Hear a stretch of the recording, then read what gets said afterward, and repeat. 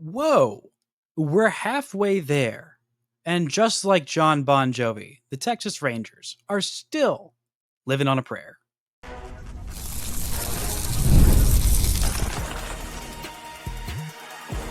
You are Locked On Rangers, your daily Texas Rangers podcast, part of the Locked On Podcast Network, your team every day.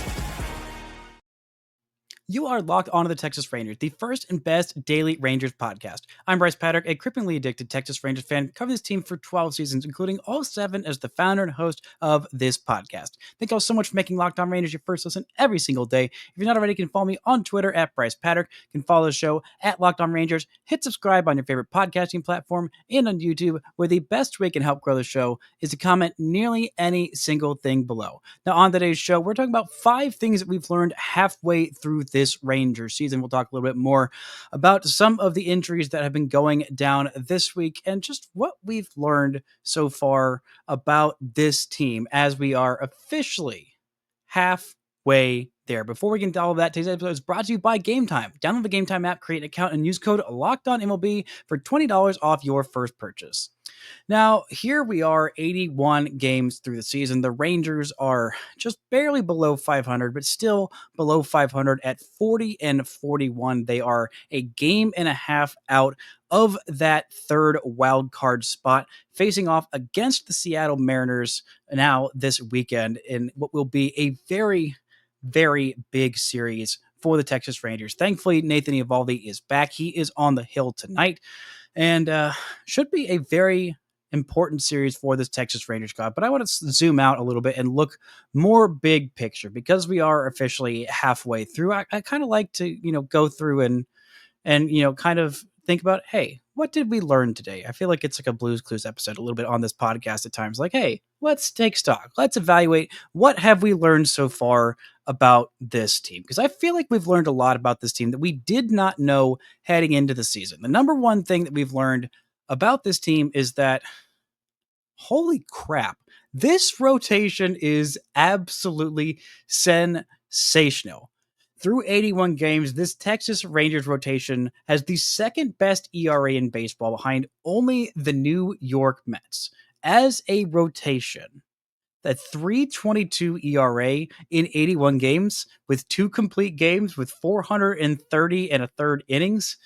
Oh my goodness. This rotation is so much better than we ever could have expected. Now, we could have expected Jacob deGrom to be very good at throwing baseballs, and he is, and he's even better than I think most of us expected him to be. Nathan Eovaldi is back tonight. He has been absolutely exceptional, even better than Jacob deGrom when he's been on the mound. But wildly, Jacob deGrom has made 4 more starts this season so far than Nathan Eovaldi. I don't know if that's going to be the case come the end of this season, but Evo with a 1.56 ERA in his 12 starts and 69 in the third innings, he's averaging more than a strikeout per inning. Jacob deGrom with a 2.08 ERA and 7 hitless innings in his last start out, marred only by that single and 6 perfect innings in that start. He looked just absolutely incredible. And Tyler Mahle has been exceptional. He's been out for a couple of starts, but a 2.34 ERA, I think a little bit lucky with, in terms of just his overall numbers. He's been, getting a little bit lucky with the BABIP, a little bit lucky not being hurt too much by the walks and not striking out as many batters as he was early on in the season. But he's not giving up basically any home runs this year, and that has led to him being one of the best pitchers in baseball this season. 3 guys who have been absolutely exceptional, and the other 3 that have, well, there have only been 4 other guys who have made any starts, 5, because Sean Armstrong has started a couple games as an opener. But there's only really been 4 other guys who have pitched at all in any starting capacity this season. We've had Jack Leiter and Kumar Rocker, who have been, at times brilliant, at times very hittable, which isn't really something that I've learned so much about them. The highs of what these two have been, Jack Leiter's, first 3-4 starts of the season before he was dealing with that blister injury, when he was just spotting up his fastball when the sinker was playing very, very well. His pitch mix was good. He was trusting the slider. He was trusting the changeup. He was trusting the curveball, the sinker, and the four-seam fastball, and they were all working in harmony. That was a new version of Jack Leiter that we hadn't seen before. Now with Rocker having this new cutter, which I think is just the harder version of his slider, and trusting that and the curveball in the same starts. Same with trusting the four seam fastball and the sinker, as well as the changeup occasionally. In his most recent starts, Rocker has looked like a better version of himself. But I kind of knew both of them would give up some stinkers occasionally and every once in a while look absolutely dominant. Patrick Corbin has been way better than the Rangers could have expected. Now, his last three starts, he's kind of coming back down to earth just a little bit, but still a 4.24 ERA in 76 innings. Just giving them 76 innings at this point is magnificent. This is what the Rangers were looking for when they signed Corbin. They thought the offense would carry them. We'll get more into that later. I wanted to talk about the good stuff first on this season that we've learned. But Corbin has been a reliable fifth starter. Will he continue to stick in this rotation with the introduction of Jacob Latz into it?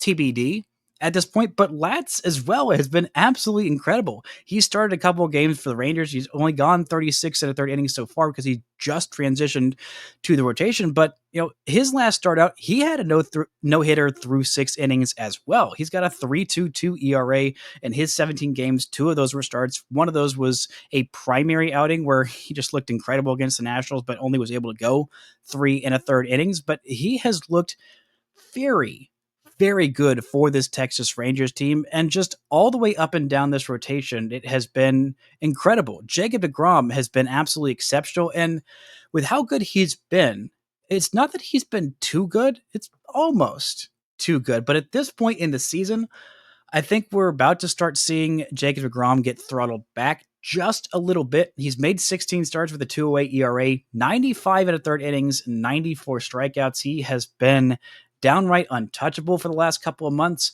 but it's also been a while since Jacob deGrom has thrown this much. It's been quite a while, actually, since he's made more than 11 starts in a season. He made 11 starts in 2022. He made 15 in 2021, the season where he was just straight up untouchable. Go look at the game logs for Jacob deGrom in 2021, because I remember it being the best season I've ever seen from a pitcher, but I didn't remember that those last 3 starts that he had ballooned his ERA up to the 1.08 that it was that year. Through 12 starts in that year, he had 1 or 0 earned runs allowed in 12 starts. 1 or 0 earned runs in 12 starts. He had a 0.50 ERA in the month of June, late in the month of June. It was June 21st, that 12th start that he had. It wasn't until June 26th that he allowed multiple earned runs in a start. And that start, he went 6 innings, allowed 2 runs. He was just so good that year. But also, he is a little bit on the older side. Now, he doesn't have nearly as much mileage on his arm as some of these other pitchers who are, 37 years old, or 37 years and 8 days old, if you want to get very, very specific with it. But the last time he made a full year's worth of starts was 2019. I mean, actually, it's 2020, because that was a shortened season where he made 12 starts in the 60-game season.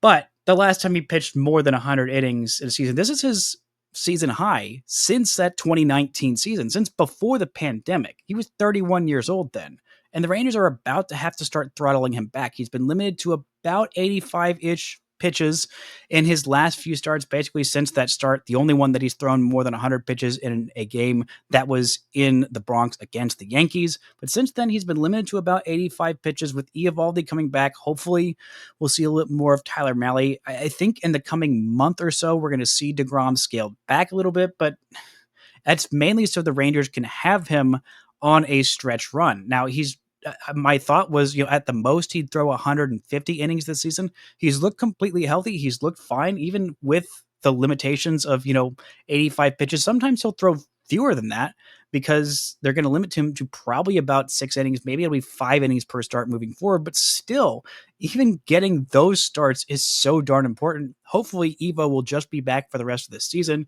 You can get him to about 150 innings, and deGrom, maybe you're at 140, maybe 150 during the regular season at the max, because if he can give you those 150 innings and this offense can step up, like we're going to talk about in just a second, why this offense hasn't stepped up, why it's not just a Rangers problem, then maybe we'll see some postseason starts from Jacob deGrom, from Nathan Eovaldi, from Tyler Mahle as well, and from, who knows, even Jacob Latz. But this rotation is not something we expected to be a strong suit because of the injury to Cody Bradford, who is now having Tommy John's or some kind of elbow reconstruction surgery. We're not entirely sure if it's the full Tommy John, if he'll miss just 8 to 12 months or 12 to 15 months. So basically, he's done all of this year, possibly at least most of next year, if not all of next year. We thought those reinforcements were coming. We think eventually John Gray will be a reinforcement in this rotation. We thought that the depth in this rotation was not going to be good enough for this team to compete if the bats weren't as good as we expected. But the bats have been significantly worse than we expected. And this rotation has been carrying this team, not just the top end, but the depth of it as well is so much better than we could have ever possibly expected heading into this season. But not everything has been sunshine and roses. The reason the Rangers are not 500 and are below 500 is about this offense. We're going to talk about that and why it's not just this Rangers offense that's scuffling, and more right after this. This show is brought to you by Gametime. Have you ever decided last minute to head to the ballpark with some friends or family? Maybe it's game day and you suddenly realize you want to be in the stands. That's exactly where Gametime comes in. It's the easiest way to grab last-minute tickets without the stress. With your money you save on tickets, you can splurge on food, drinks, merch, or even invite a bigger group to come with you. Gametime makes it possible. Gametime makes buying tickets at the last minute so fast and so simple, the prices actually drop closer you get to first pitch. And they've got incredible last-minute deals, clear seat views, and a lowest price guarantee that takes all that worry out of buying. So take the guesswork out of buying tickets with Gametime. Download the Gametime app, create an account, and use code LOCKEDONMLB for $20 off your first purchase. Terms apply. Again, create an account and redeem code LOCKEDONMLB for $20 off. Download the Gametime app today. Last minute tickets, lowest price, guaranteed. Shout out to the Everydayers making Locked On Rangers your first listen every single day. On Monday, I'll be back and talking about this weekend series against the Mariners. Hopefully a sweep that propels the Texas Rangers into playoff position, or maybe even, if they sweep, they will be above 500. That postseason position, we'll see exactly where they are come Monday's episode. But either way, I will be right here. Not in this chair, in this chair specifically, but you'll see a slightly different background because I will be moving this weekend. So don't panic. It'll still be me on Monday. It'll just look mildly different behind me. Now, let's look at the number two thing that we've learned from this 2025 season. The bats don't bang. This is not a good offense. This is actually a bad offense. Not just a bad offense, but for the most part this season, it has been a catastrophically bad offense. Now, as of late, it has been better, but oh my goodness, for the first month and a half, 2 months, honestly, for most of the season, it's been a truly abysmal offense, and that's because the Rangers haven't gotten a whole lot of production out of Corey Seager just yet. They haven't gotten a whole lot of production out of Marcus Semien for the first 2 months of the season. Semien has been pretty red hot since the calendar turned to June, but in those first 2 months, he had such a big hole to dig himself out of. I mean, you go all the way up and down this lineup, you thought, okay, well, the problem with 2024 is that the Rangers didn't fortify their lineup. They just kind of banked on everybody who had great seasons in 2023 to come back and to be as good or close to as good as they were in 2023 in 2024. And they also banked a whole lot on Wyatt Langford coming in and being instantly exceptional. They banked a lot on Evan Carter coming in and maintaining what he had done in that 2023 stretch run, and maybe not doing exactly that for the entire length of the season, but at least being a solid to very good contributor on that offense. And so far that hasn't been the case. It seemed like the Rangers learned from that. It seemed like Chris Young kind of saw what the mistake was there and said, okay, we were banking a whole lot on these rookies to come in and just save this offense. We were banking a whole lot on guys who maybe they're that good as they were in 2023, maybe they're not, but we need to buy ourselves some redundancy, some insurance in the lineup, basically, to kind of, change things around. They swapped out Nathaniel Lowe, and the money they'd be paying there, they kind of evenly distributed that across the bullpen to kind of rebuild that on the cheap. They brought in Jake Berger without taking up too much prospect capital, get a guy who's still pre-arbitration, a guy who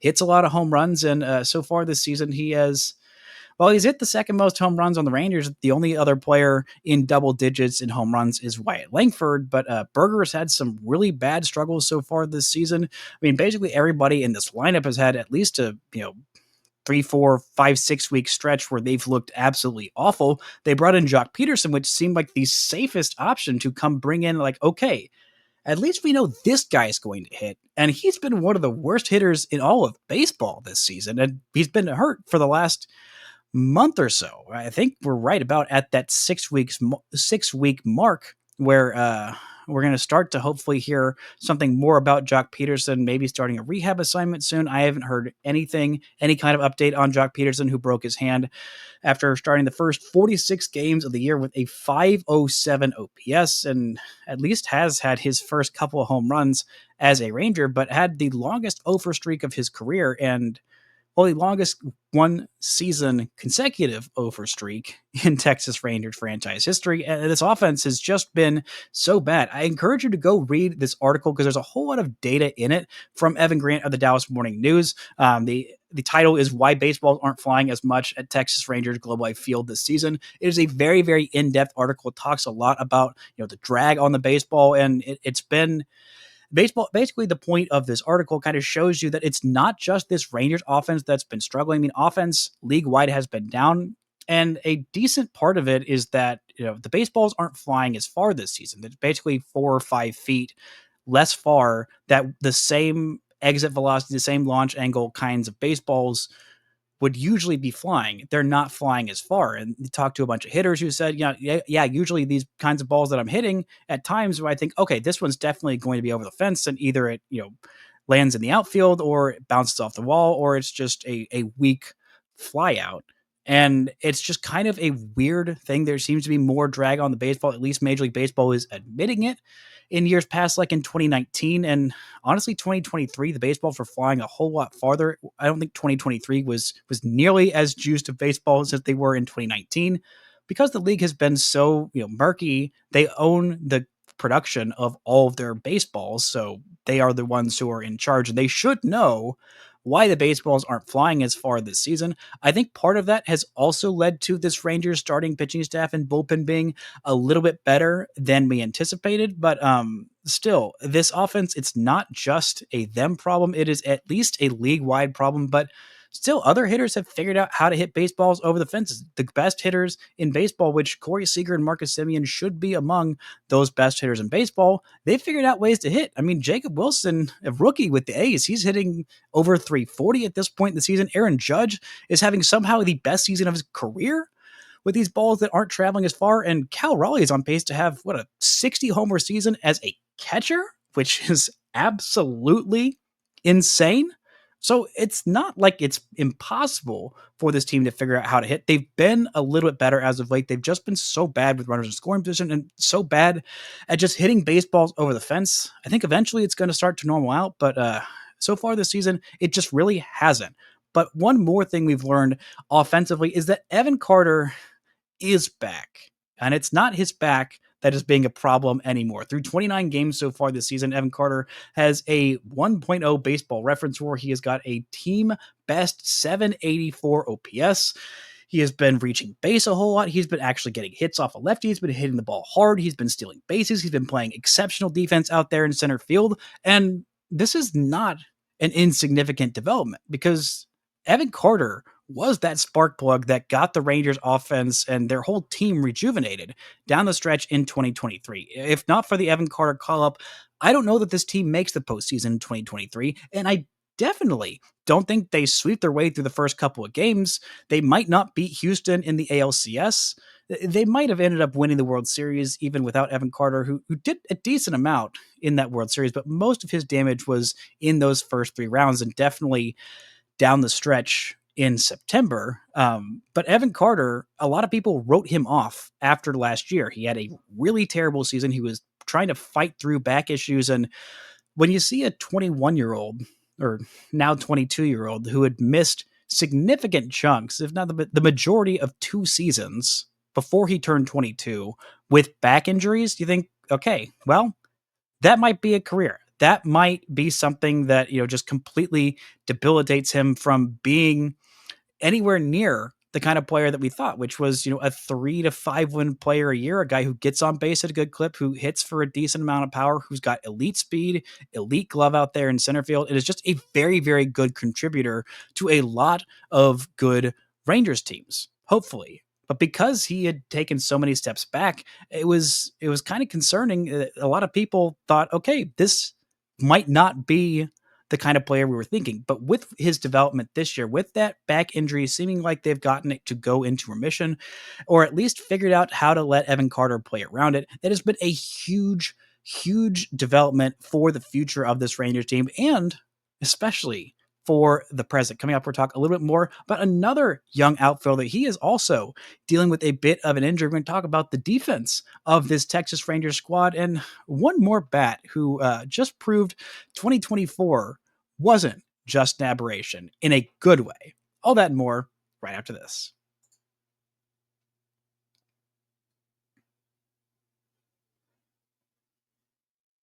Now, while we're talking about this offense and some young outfielders, the Rangers, well, don't have any news just quite yet, but we did hear a little bit of an update about Wyatt Langford, who was not in the final game of this series against the Baltimore Orioles, the penultimate game of that series, the game on Tuesday.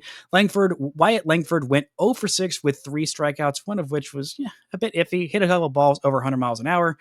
But just overall, not a great day for the slash line. He did not play in that final game. I thought, oh, the Rangers are just giving him a day off because, he had been really going through it in the last month or so. But apparently that was not the case. He missed a game earlier in that road trip with a bit of back soreness. I believe that was the first game of that series against the Pittsburgh Pirates. But he missed that last game with a little bit of side tightness, which is not what you want to hear for a guy who has already twice this year dealt with oblique strains that have landed him on the IL. Once he dealt with one, I believe that was on the right side in spring training, that kept him out for around 2-3 weeks. Then during the season, he was dealing with an oblique injury on the oblique strain on the other side of his body. I can't remember if it was left or right, which came first, but he has dealt with oblique strains on both sides of his body. The last oblique strain kept him out, I believe, 2 or 3 weeks. But there's been no MRI just yet. There's been no update just yet. Bruce Bochy said we won't know until we get the imaging what exactly is going to happen. They're hoping that there's not going to have to be an IL stint for Wyatt Langford, but we will see exactly what's going on there. Jake Berger is currently on the IL with an oblique strain, but he's hopefully just going to miss the minimum of 10 or maybe 11 days with that oblique strain, but hopefully the Rangers can get some good news on that. But the other part of this offense that I want to touch on before I move into the fourth and fifth things that we've learned about this team so far is that Josh Smith, not just Evan Carter, but Josh Smith is also a legitimate building block for this team moving forward, for not just hopefully this postseason good Texas Rangers team, but for years to come. Right now, Wyatt Langford and Josh Smith are tied at 1.9 baseball reference WAR for the best position player WAR among Texas Rangers players. Last year was a breakout year for Josh Smith. He should have been an all-star, but was snubbed, ended up winning a Silver Slugger at the utility position. This year, his goal is to win a Gold Glove at the utility position. I would expect at some point, whether it's through fan voting or whether it's through whoever the manager is of this all-star team, selecting Josh Smith to be an all-star this year, because he has been just as good as last year, proving that the first half of last year was not just a fluke. This is a very good young player, a guy with a lot of upside who was drafted in the second round out of LSU in that loaded 2019 draft class. This is a very, very good player, and him being good, not just last year, but this year as well, doubling up on it and proving, hey, last year was no fluke in the pan. I am a very big part of this Rangers future moving forward. That is a hugely great thing for this team. Now, the number 4 thing that we've learned about this Texas Rangers squad in 2025 is that not just their pitching staff, but their defense has been absolutely sensational. Everywhere on the diamond, this team is great defensively. In the infield, Marcus Semien, exceptional defensively. Corey Seager having a really great season defensively. On the corners of the infield, both Jake Berger and Josh Young have been exceptional there. Whenever they've gotten Zeke Duran or Josh Smith at either third base or shortstop or wherever they've had them playing, those guys have been exceptional. In the outfield, Evan Carter have been playing incredible defense out there in center field. Wyatt Langford, whether he's in left, whether he's in center, he's been exceptional. And Adolis Garcia, after a Gold Glove season in 2023, was horrendous defensively in 2024, is back to, no, I'd say better than he's ever been defensively out there in right field. And we already know about the great catching tandem that the Rangers have defensively back there in Jonah Heim and in now Kyle Higashioka. This team has been the second best in terms of defensive runs saved in all of Major League Baseball. Number one is Atlanta. They have 59 defensive runs saved. The Rangers right now have 43, which is ahead of the Chicago Cubs and every other team in baseball.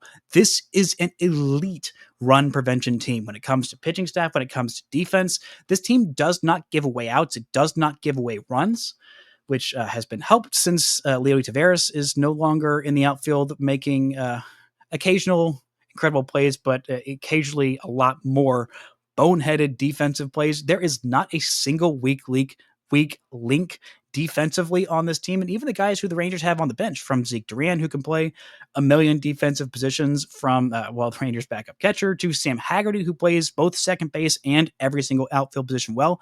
This is a really darn good defensive team, to the point where I think it's definitely helped inflate what this Rangers pitching staff has already done particularly well, which is limit hard contact, limit runs, limit base runners. They have just done such a good job of preventing runs, which has kept them at 40 and 41. That has kept them in this race because their offense has been so bad. It doesn't matter as much because this run prevention has been so darn good.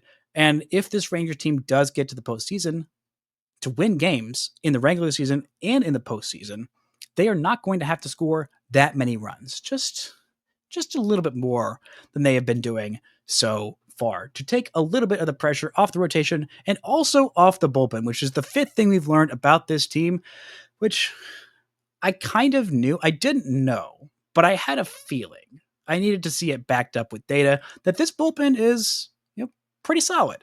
It's not the best bullpen in baseball. It's not the worst bullpen in all of baseball. It's, I'd say, a little bit above league average so far this season. The Rangers had the second best ERA in all of baseball as a team, not just the starting pitchers, but the whole team in general. They have the second best ERA in all of baseball at 3.25, behind only the New York Mets at 3.21. Now, the Rangers did a bit of a piecemeal shotgun kind of approach to their bullpen this year, of not bringing back Kirby Yates, who right now has an ERA a little bit north of 4 for the Dodgers right now, which, for all of those of you who are screaming, wow, CY really cheaped out of this bullpen. Why did he not bring back Kirby Yates? Oh my gosh, why could you not afford to pay one reliever? Well, instead of paying one reliever, Chris Young made a trade for one who is kind of the Rangers closer at this point, if it's not closer by committee, in Robert Garcia. And then he also brought in a whole bunch of different guys on one-year deals, thinking, okay, most of them will probably be solid. They have been solid bullpen arms in their career. Maybe a couple of them won't be very great, but for the most part, we'll be able to piecemeal different pieces in there and, just kind of shoehorn things together. And that has worked very, very well. Of these bullpen arms, the only one who's been, bad necessarily, the Rangers signed, 6 different guys to one-year deals in Luke Jackson, Hobie Milner, Jacob Wedge, Sean Armstrong, Chris Martin as well. And they made the trade for Robert Garcia, who's been pretty darn good so far this year. And of those guys, really, the only one who's been a little bit worse than expected is Jacob Webb. And he's been solid. He's given the Rangers 36 innings of an ERA right at 4. Too few strikeouts for my liking. This bullpen doesn't have as much swing and miss stuff as I would like, and I think that might end up being a problem in the postseason. Maybe the Rangers will have some intermixed pieces in that bullpen, whether it's John Gray coming back and being a part of this bullpen in the postseason, or whether that's one of Kumar Rocker or Jack Leiter moving to a relief ace role in the postseason if the Rangers even get there. But this bullpen has been good. It's not been great. There've been very few games that this Ranger team has lost because of the bullpen. Most of the games have been lost because the offense just could not score enough, or every once in a while you'll have a blow up start from either a Jack Leiter or a Kumar Rocker, or well, they haven't really had too many blow up starts from Patrick Corbin. But still, this bullpen has been everything the Rangers have needed to be. It's been kind of taxed a little bit much. A lot of these guys are on the older side in their early to mid 30s at this point. They've been asked to throw quite a few innings and quite a few leverage innings because this offense hasn't done that much. But for the most part, this bullpen has been really darn good. And I was kind of expecting it to be a little bit below average or maybe even average. It has been a big win for this Rangers squad. Now, will it be an elite weapon in this postseason? Who knows? Who knows if they even get there, but it has been holding things together at this point for a team halfway through the season is not where they expect to be, but is in at least an okay position for now. That's going to do it for today's show. Thank you all so much for listening and subscribing, and until next time, don't forget to enjoy baseball.